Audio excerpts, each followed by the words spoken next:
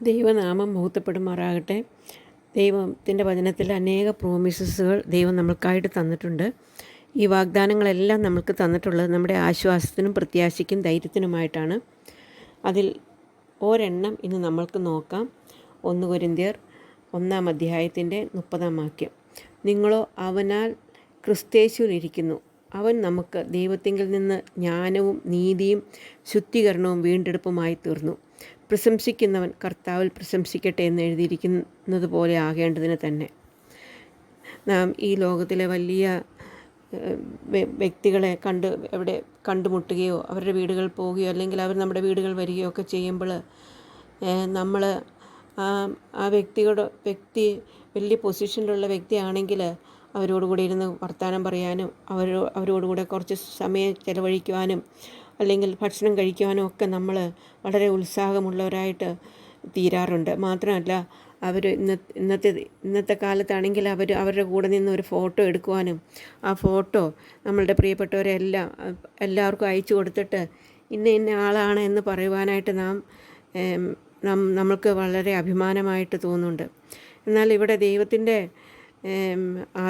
ആത്മാവ് നമ്മളോട് പറയുന്നത് നാം ആരിലാണ് എന്നുള്ളതാണ്. നിങ്ങളോ അവനാൽ ക്രിസ്തേശുവിലിരിക്കുന്നു. നാം ഇരിക്കുന്നത് ക്രിസ്തേശുവിലാണ്. ക്രിസ്തു നമ്മോട് കൂടെ 24 മണിക്കൂർ നമ്മളോട് കൂടെ ഉണ്ട് എന്നുള്ളത് മാത്രമല്ല, നാം ഇരിക്കുന്നത് കർത്താവായ യേശു ക്രിസ്തുവിലാണ്. ഈ ലോകത്തിൽ എത്ര വലിയ മഹത്വം ഉള്ള വ്യക്തിയാണെങ്കിലും, എത്ര സമ്പാദ്യമുള്ളവനോ അല്ലെങ്കിൽ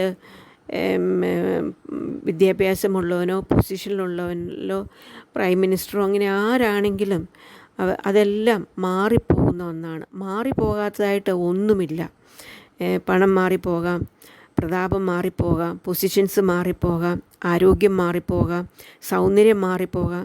ഇതെല്ലാം മാറിപ്പോകാവുന്നതാണ്. എന്നാൽ ദൈവത്തിൻ്റെ വചനവും ഒരിക്കലും മാറ്റമില്ലാത്തതാണ്.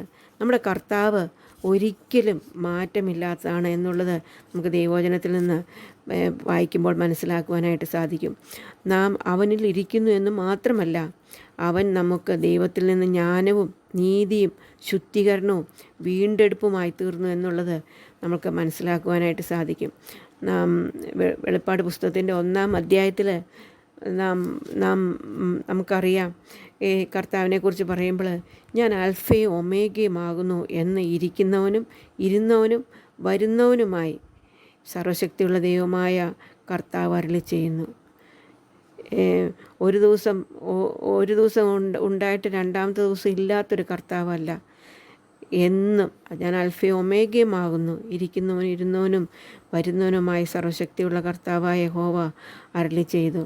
അതെ, നമുക്ക് ദൈവം തന്നിരിക്കുന്നതായിട്ടുള്ള ആ വലിയ ഭാഗ്യം അതെത്ര വലിയതാണെന്ന് അത് മനസ്സിലാക്കിക്കൊണ്ട് ഓരോ ദിവസവും ജീവിപ്പാൻ കർത്താവ് നമ്മളെ സഹായിക്കട്ടെ. നമ്മൾ ദൈവമക്കളായിട്ട് തീർന്നു. മാത്രമല്ല നാം നീതീകരിക്കപ്പെട്ടു. മാത്രമല്ല നാം വിശുദ്ധീകരിക്കപ്പെട്ടു. നാം വിശുദ്ധരായിട്ട് തീർന്നു. മാത്രമല്ല കർത്താവായ യേശു ക്രിസ്തുവിനാൽ നമ്മുടെ ജീവിതത്തിൽ നമ്മളെക്കുറിച്ച് നാം നീതീകരിക്കപ്പെട്ടവരായിട്ട് തീർന്നു.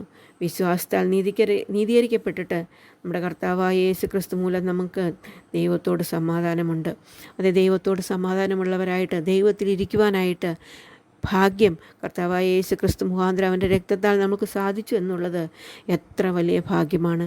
ഈ ലോകത്തിൽ നമുക്കുള്ളത് എന്തായാലും അത് ദൈവം തരാത്തതായിട്ട് ഒന്നും നമുക്കില്ല. നമുക്ക് സ്വന്തമായിട്ട് ആർജിക്കാവുന്ന ഒരു കാര്യവും നമുക്കില്ല. നാം അത്ര ബലഹീനരാണ്.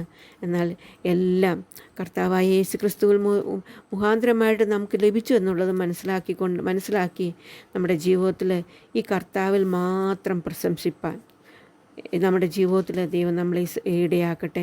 ഇവിടെ നാം വായിക്കുന്ന പ്രശംസിക്കുന്നവൻ കർത്താവിൽ പ്രശംസിക്കട്ടെ എന്ന് എഴുതിയിരിക്കുന്ന പോലെ ആകേണ്ടതിന് തന്നെ. അതേ സഹോദരിമാരെ, നമുക്ക് ഈ ലോകത്തിലൊന്നും പ്രശംസിക്കാനില്ല. ഇന്ന് നമ്മൾ വായിക്കുന്ന പോലെ ഇന്ന് വന്നു നാളെ വാടിപ്പോകുന്ന പൂ പോലെയാണ് നമ്മൾ. അത്രയേ ഉള്ളൂ മനുഷ്യൻ, ഒരു പൊടി പോലെ. എന്നാൽ ക്രിസ്തുവിൽ നമ്മൾക്കെല്ലാം ഉണ്ട്, നാം ക്രിസ്തുവിൽ ഇരിക്കുന്നു. അതോർത്തുകൊണ്ട് കർത്താവിൽ പ്രശംസിപ്പാൻ ഈ വരും ദിവസങ്ങൾ ദൈവം നമ്മളെ സഹായിക്കട്ടെ. മറ്റൊന്നിലും പ്രശംസിക്കാതിരിപ്പാൻ, കർത്താവിൽ മാത്രം പ്രശംസിപ്പാൻ കർത്താവ് നമ്മളെ സഹായിക്കട്ടെ. ഇത് ഇത്ര വലിയൊരു പ്രോമിസാണെന്ന് മനസ്സിലാക്കിക്കൊണ്ട് നാം നമുക്ക് ആ പ്രോമിസിനെയും ആ പ്രോമിസ് എന്ന ദൈവത്തിനോടും നന്ദിയുള്ളവരായിട്ട് ജീവിപ്പാൻ കർത്താവ് നമ്മളെ സഹായിക്കട്ടെ. അവൻ്റെ വലിയ നാമം മഹത്വപ്പെടുമാറാകട്ടെ.